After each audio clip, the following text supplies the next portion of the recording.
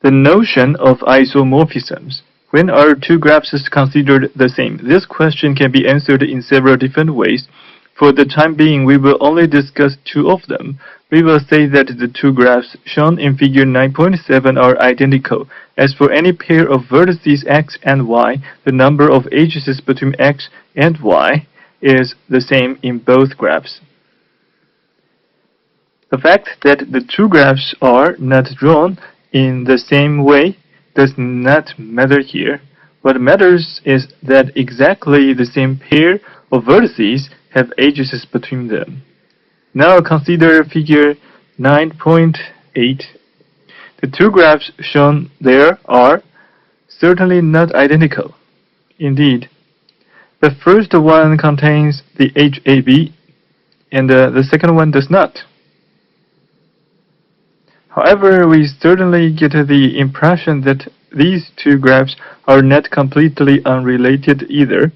For instance, if we omit all labels from the vertices, then we get the two graphs shown in figure 9.9 that surely look the same.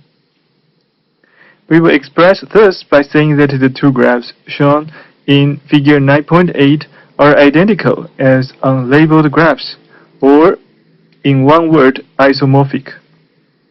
Let us make this definition more precise.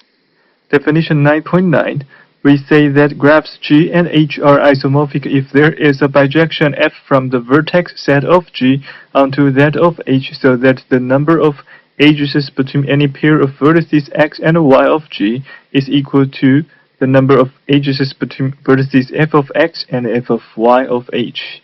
The bijection F is called an isomorphism. Example 9.10. Let G and H be the graphs shown in figure 9.8.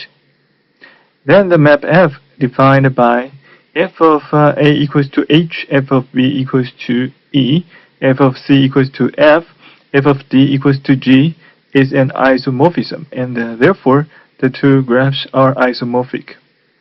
Note that an isomorphism maps a pair of connected vertices into a pair of connected vertices. In particular, if the degree of A is D, then the degree of f of A is D for all isomorphisms F. Therefore, two graphs can be isomorphic only if the multisets of their degrees are the same. Exercise 21 shows that this condition is not sufficient for isomorphism. Indeed, there are graphs with the same multiset of degrees that are not isomorphic. In order to prove that two graphs are isomorphic, we have to exhibit an isomorphism between them. To prove that two graphs are not isomorphic is a more difficult issue. In certain cases, we get lucky.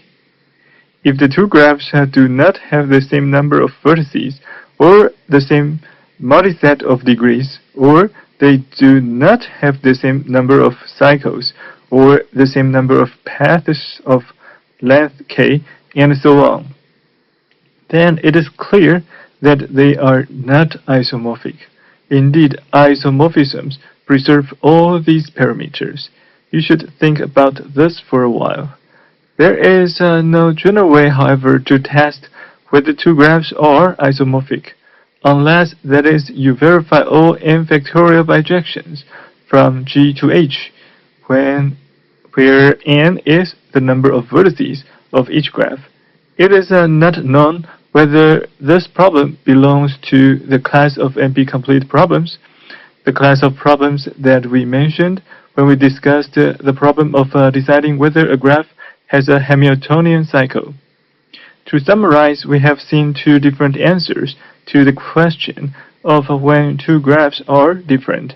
In one of them, the vertices were distinguishable, labeled, and in the other one, they were indistinguishable, unlabeled. The way the graph was drawn did not matter in either case. We will see situations in chapters 12 and 14 when it will matter. Notes: graph theory is the subject of chapters 9 to 12 of this book. If the reader wants a book-length treatment of the topic that is suitable for students, An obvious place to start is Introduction to Graph Theory by Douglas West. We will return to graphs in several later chapters as well, essentially in all chapters following the graph theory part of the book. This shows how omnipresent graphs are in combinatorics. Exercise 18 contains the definition of graphical partitions. Let G of n be the number of all graphical partitions of the even integer n. Erdős conjectured that the limitation of G of n over P of n, when the limit of n goes to infinity, is equals to 0. This conjecture was open for 20 years